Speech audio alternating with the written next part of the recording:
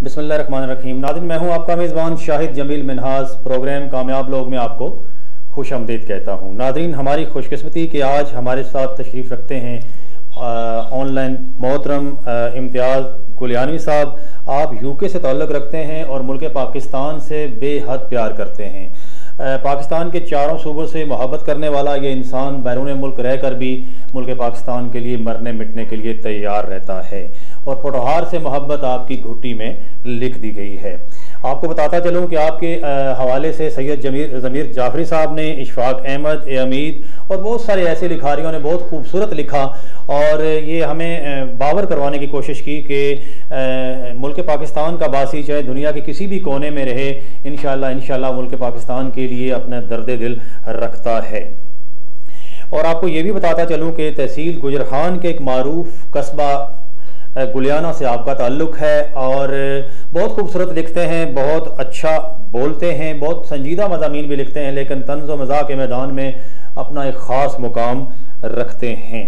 आपने बहुत सारे मौज़ूआत पे लिखा होगा जिन पे बात करना इस छोटे से प्रोग्राम में बड़ा मुश्किल काम है, लेकिन चीदा चीदा बातें आपसे पूछेंगे हम। और नाज़रीन, आपको ये भी बताता चलूँ कि पहला पाकिस्तानी शख्स है ये कि जिसने यूरोप में उर्दू मैगज़ीन शाया किया और आज भी उस पर चल रहा है।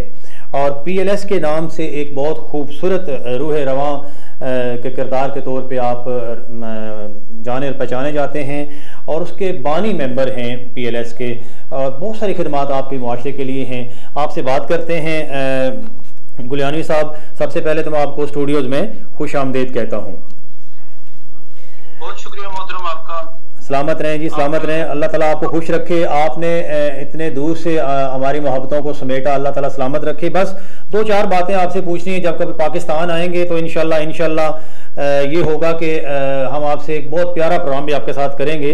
हमें थोड़ा सा ये बताएंगे कि आपने लिखने का सफ़र कब शुरू किया? जी मोहतरम, ये इसका एग्जैक्ट जवाब देना तो बड़ा मुश्किल है कि कब मैंने शुरू किया। असल बचपन से मुझे पढ़ने का बहुत ज्यादा शौक था। क्या बात है? पहले दूसरी या तीसरी क्लास में था तो उस वक्त छोटी छोटी वो 50 पैसे की कहानियों की किताबें मिला करती थी। मेरा अक्सर खर्च जो है वही कहानियों की किताबें खरीदने में गुजरता था। ठीक है। मुताले का शौक बढ़ता रहा और अल्लाह जाने वो कौन सा लम्हा था जब मैं एक कारी से एक राइटर बन गया। बहुत बड़ी बात है। तो मेरे ख्याल में ये तो वालिदैन की दुआएं होती हैं जो इंसान के साथ साथ चल रही होती हैं और इंसान कामयाब हो जाता है।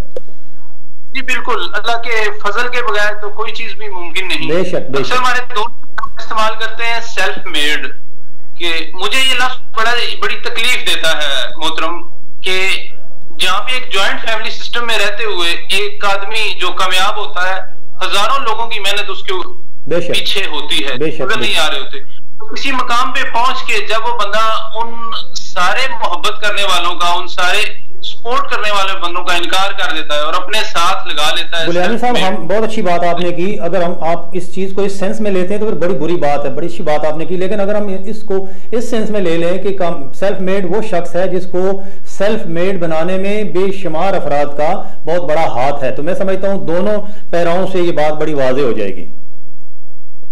जी, आपकी बात भी एक जाविये से बिल्कुल सही है।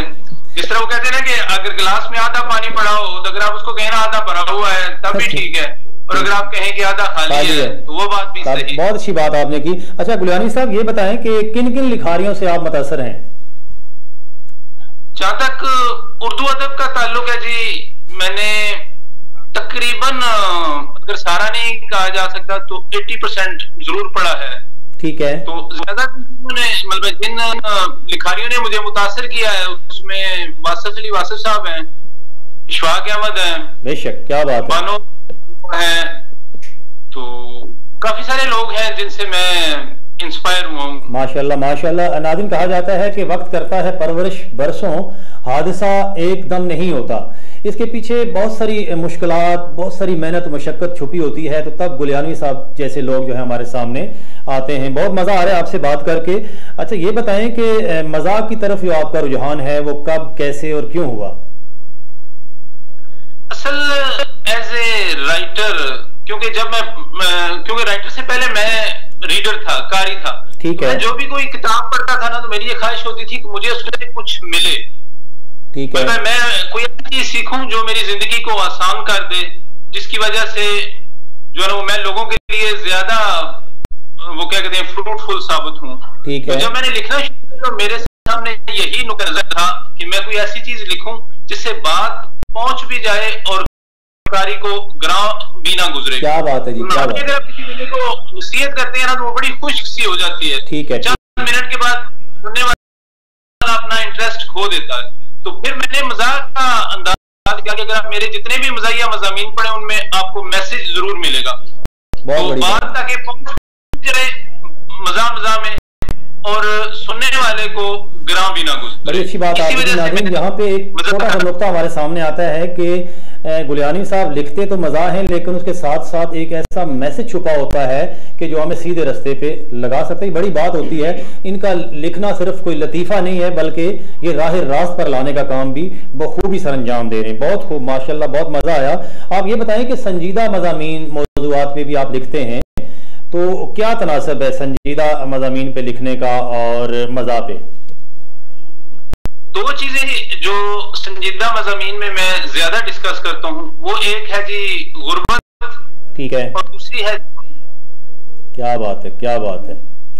ऐसे माशरे में मैं रह रहा हूँ कि मेरे दाएं तरफ एक आदमी है जिसने 10 करोड़ की कोठी बनाई है। ठीक है। वो खुद उसमें नहीं रह रहा, 4 कुत्ते उसने रखे हुए हैं और 6 मुलाजम रखे हुए हैं। और मेरे बाएं तरफ एक ऐसी झोंपड़ी है जिसमें एक कमरे में 15 बंदे रह रहे हैं और उन्हें 2 वक्त का खाना भी नसीब नहीं। बहुत बड़ी बात। तो यही जो माशी और माशरती डिफरेंस है ना, इसी को मैंने अपनी तहरीरों में बयान किया है। अगर हैसियत इंसान मुसलमान तो खैर बहुत हाई लेवल की बात है ना, वहां तक तो हमारे सोच ही नहीं जा सकती। लेकिन मैं जनरल कहता हूँ हैसियत इंसान ही अगर हम इन चीजों को सोच लेना तो काफी कुछ बेहतर हो सकता है। गुलाम साहब, बहुत खूबसूरत आपने बात की, आपकी बात वाकई दिल को लगी कि वो कहा जाता है ना कि चौक में माँ ने 4 बच्चे बेच दिए, पढ़कर कारी ये भी खबर खामोश रहे। हम अपने उस पर चलते रहेंगे, लेकिन मैंने और आपने देखा होगा कि हमने बड़ी तकारीर की, हमने बड़ी कोशिश की सीधे रास्ते पे लोगों को लाने की, लेकिन लोग जो टस से मस नहीं हो रहे। लेकिन मैं समझता हूँ कि हमने ये अपनी तगोदो जारी रखनी है, जैसे आप जारी रखे हुए हैं। क्या कहते हैं आप? बिल्कुल सही फरमाया। ये तो मोहतरम पैगंबरों के लिए भी यही कहा गया है। कुरान मजीद में बेशुमार आयत का मफहूम इस तरह से है कि ए रसूलुल्लाह, आपका काम पहुंचा देना है, हिदायत तो मैंने ही देनी। क्या बात है, हिदायत का डायरेक्ट रब से है, इंसान का वही। अब ये देखें, जिस तरह हम नबी पाक सल्लल्लाहु अलैहि वसल्लम को आखिरी पैगंबर मानते हैं, इसके बाद ये जो अमर बिल मारूफ व नही अनिल मुनकर का सिलसिला है ना, ये हर इंसान पे फर्ज है। कोई जमात नहीं होनी चाहिए, कोई ग्रुप नहीं होना चाहिए कि हम उस पर टैग फलां है। हर बंदे को इंफरादी तौर पे, इज्तिमाई तौर पे जो है ना इसकी कोशिश करनी चाहिए। और मेरी फिलॉसफी ये है मोहतरम के हर इंसान के गिर्द एक दायरा होता है, जिस उस दायरे के अंदर वो बंदा बहुत ज्यादा मुअस्सर होता है। लोग उसकी बात सुनते भी हैं, समझते भी हैं और मानते भी हैं। बहुत खूबसूरत, बहुत मजे की बात आपने की। बात बंदों के दायरे बहुत बड़े होते हैं। बहुत मजे की बात आपने की। कम से कम अपने दायरे के अंदर आपको जरूर जो है ना ये दावत और तबलीग का सिलसिला करना चाहिए। माशाल्लाह, माशाल्लाह। अच्छा गुलानी साहब, ये बताएं कि आपकी किताब बड़ी मशहूर हुई, जिसने मुल्क पाकिस्तान में भी और बाहर भी तहलका मचा कर रख दिया, वो थी छोटा बड़ी बात। क्या कहेंगे इस हवाले से? जी, ये मेरी पहली तहरीर थी। मैं बड़ा यंग सा था, 24 साल थी मेरी एज जब ये किताब आई। माशाल्लाह, माशाल्लाह। तो मज़ामीन में पहले भी लिखता रहता था, अखबार में तकरीबन सारे जो बड़े अखबारात हैं उसमें मज़ामीन, शायरी वगैरह का भी शौक था जो ना। लेकिन फिर मैंने ये समझा कि मीडियम नसर बेहतर है, क्योंकि शायरी में जो आपका होता है ना इजाद, उसमें चंद मखसूस लोग होते हैं जो आपके मुखातिब होते हैं। दूसरा जरा मफहूम क्योंकि तय में छुपा होता है, तो हर आम बंदे के लिए जहाँ पे लिटरेसी रेट लेस देन 13% हो, समझना मुश्किल होता है। बहुत इस वजह से मैंने और सादा अंदाज में ये लिखा था, ताकि जो है ना वही बात मैं दोहराऊंगा दोबारा कि एक मैसेज पहुंच भी जाए और ग्राम भी ना गुजरे। क्या बात, तो क्या बात है। अच्छा गुलानी साहब, ये बताएं कि ये PLS है क्या, अगर नाजरीन को बताएं। ये थी पाकिस्तान लवर्स सोसाइटी। ठीक है। मेरी पिछले 20 साल से मैं बाहर हूँ, तकरीबन 15 साल मैं इंडिया में रहा, फिर लास्ट 5 ईयर से मैं यूके में हूँ।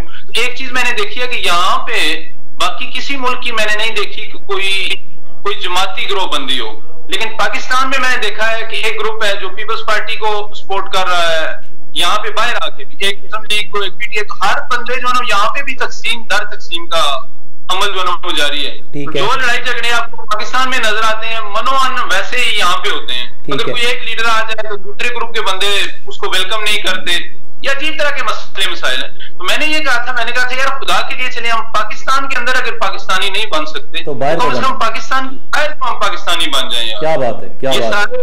बात बुला के तो अल्हम्दुलिल्लाह इसमें काफी अच्छे दोस्त हैं हमारे साथ, और हम जो है ना वो मुख्तलिफ पाकिस्तानी दिनों में 23 मार्च 14 अगस्त के वाले से प्रोग्राम भी करते हैं, और जो है ना वो ये जो ओहदेदार हमारे मतलब होते हैं काउंसलर वगैरह, इन्हें इनवाइट भी किया जाता है और अल्हम्दुलिल्लाह सारे पसंद करते हैं। माशाल्लाह माशाल्लाह। अच्छा गुलानी साहब, जाते जाते कौम के लिए कोई खूबसूरत सा पैगाम? बस यही है जी कि वो क्या कहते हैं कि वहतासिमू बिहब्लिल्लाह वला तफर्रकू, अल्लाह की रस्सी को मजबूती से थामे रखो और तफरके में ना पड़ो। ये जो हम तकसीम दर तकसीम, सूबाई तकसीम, इलाकाई तकसीम, फिर मजहबी तकसीम, फिर फ्रोई तकसीम, इससे जब तक हम बाहर नहीं निकलेंगे ना उस वक्त तक हम बहुत मजे की बात। गुलानी साहब आपका मैसेज बहुत प्यारा मैसेज है। नाज़रीन आपने देखा कि जाते जाते गुलानी साहब ने बड़ी खूबसूरत बात कर दी, कौम को मुत्तहिद होने का दर्स दिया। मैं समझता हूं कि एक छोटे से जुमले में आपने दरिया को कूजे में बंद कर दिया। इसके साथ ही हमारे आज के इस खूबसूरत प्रोग्राम का वक्त खत्म होता है। अपने मेजबान शाहिद जमील मिन्हास को इजाजत दीजिए। अल्लाह हाफिज।